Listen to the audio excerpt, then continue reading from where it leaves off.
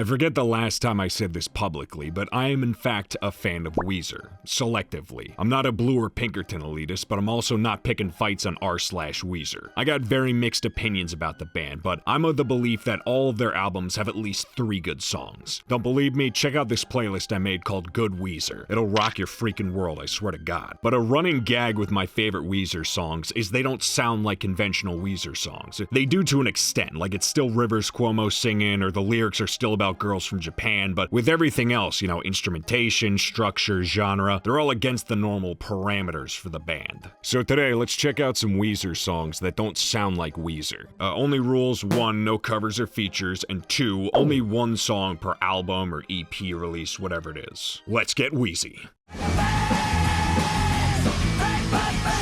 This is one I just discovered recently, PAPERFACE. Because it's a demo, the production is kinda rough, but to be honest, it fits it really well, because this is one of the most punk-sounding Weezer songs I can think of. Weezer's always had elements of punk, but they lean more on the poppy side, and it doesn't commit to the sound as much as PAPERFACE. This song's on 10 right out the gate. My favorite part of the chorus is where the drums are playing super fast on the hi-hat, and the guitars come in all distorted and gritty. I especially love when they slow down during the last bridge and build the speed back up into the chorus.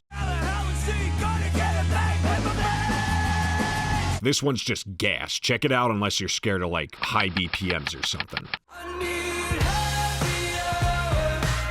So I'm out of the loop if people like Pacific Daydream or not. I remember everyone thought it was annoying when it first came out, but I personally have come to enjoy it because it's got our next song, Happy Hour. Wow. This song's a great example of instruments filling space with more space. There's no flashy solos, guitar chugging, or drum breaks like you'd expect from Weezer. Instead, the guitars and keys are pretty sparse. They'll just hold chords out that echo through the entire song. The bass and drums have more presence, but still, they're just in the pocket and doing really simple shit. They're driving the song, just not making a big deal out of it. I feel bad for all the Pacific Daydream haters. You're missing out on one of the few Weezer songs that can be categorized as danceable. And what else can make someone happier than breaking it down to these clowns? There's a lot of ways I can describe Byzantine's sound, but I'm gonna go with bubbly elevator music. That's a compliment, I promise. The instrumentation here is really cool. The vocal hooks, the twangy guitar bends in the bridge, and the drum machine especially. This is like one of the few Weezer songs I can think of that uses a drum machine. The beat's super simple, but it grounds all the parts really nicely. Another highlight for me is the last chorus. One thing I'll always give Weezer credit for is how they'll add more to choruses each time they go back to one. It can be backing vocals, another guitar, raising it up half a step. If you're gonna go back to a part more than once, you should give it a little something extra, you know? That's what people in the music industry call not making a song boring. Byzantine brings in this synth track that plays really fast 16th notes. It's simple, but it stimulates my neurons for some reason. Listen to this next time you're in an elevator for more than 3 minutes. I don't know why Weezer's badass Hindi song is on Ratitude, the most unfunny album of all time. At its core, this song still has a lot of Weezerisms, but they're cleverly masked behind the Hindi style. My 2 favorite things are the sitar because it slaps, and the tablas during the choruses. Hearing them bend the pitch reminds me of the training scene from Monkey Man. Oh my god, that movie slaps. I love when bands make songs in the style of other countries' music. Well, if it's done tastefully. On one side of the spectrum, you got Aqueous Transmission by Incubus. And on the other, you got Strut by Steven Seagal. Thankfully, this song is more like the former.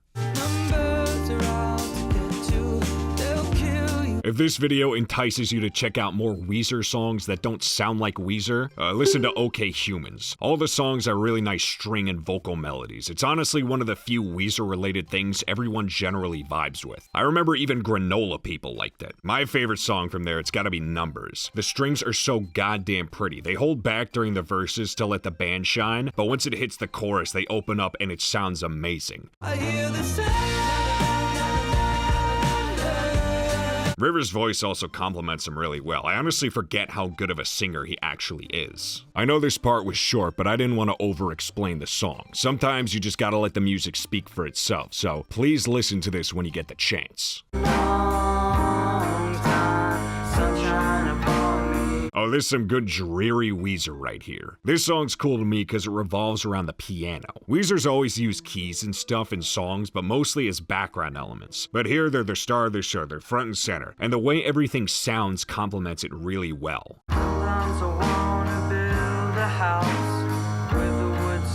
There's a lot of roominess on this track. Everyone sounds like they took an extra step away from their mics to be less present in the mix. It adds a lot to that dreariness I mentioned before, just hearing them like a little muffled and stuff. I also love when it goes full a cappella at the end. Weezer loves doing this shit for some reason, and to give them credit, they always kill it. Like, check out when they did it for Suzanne live. But whenever I hear a cappella, it always reminds me of the secret levels in Mario Sunshine. Wait a second. Long time Mario Sunshine. When I was a baby, I was so happy I'd play with my friend. I feel I could have picked a lot of stuff off right for this. Literally, Greatest Man That Ever Lived is like 20 different songs. But I felt that was too easy, so I'm gonna go with one of its bonus tracks, Pig. In terms of the overall sound, it's not as out of left field as all the other stuff I mentioned. It's actually the structure that struck me. A lot of Weezer songs follow a pretty standard rock structure, like verse, chorus, bridge, chorus. They'll shake it up sometimes, but usually that's how Weezer likes it. Pig, in fact, is one of those times. It's only got like 3 main parts. It starts with a verse that slowly adds more instruments over time. The highlight for me is the percussion, surprisingly. The drum brushes, shakers, and especially the tambourine. This is stuff you don't usually hear in Weezer songs. If you know me and miscellaneous percussion, I'm quite a fan. Then halfway through it switches to a chorus with all the instruments going into this insane crescendo. The vocals even dip after a bit so you can bask in all its glory.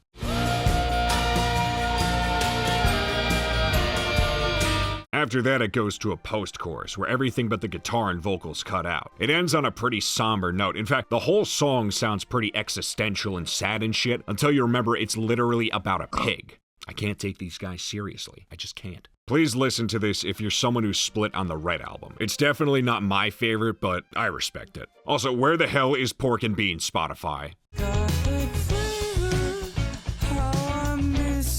Full stop, this is my favorite Weezer song of all time.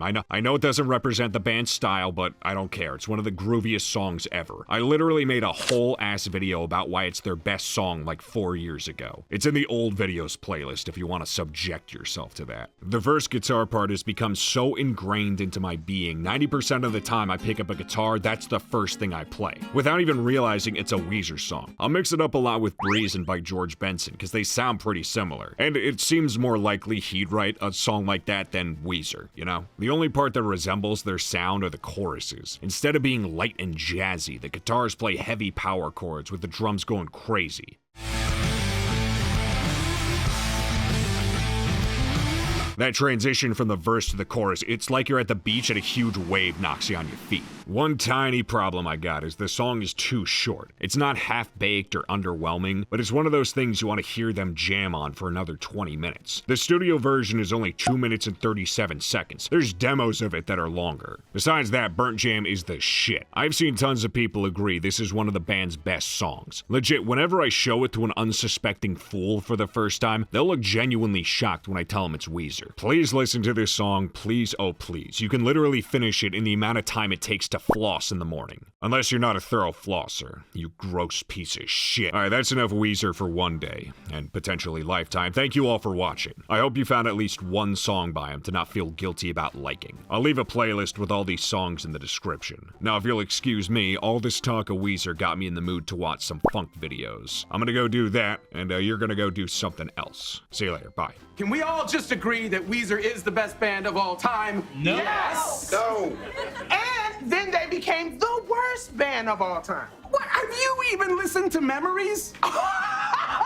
You a grown-ass man.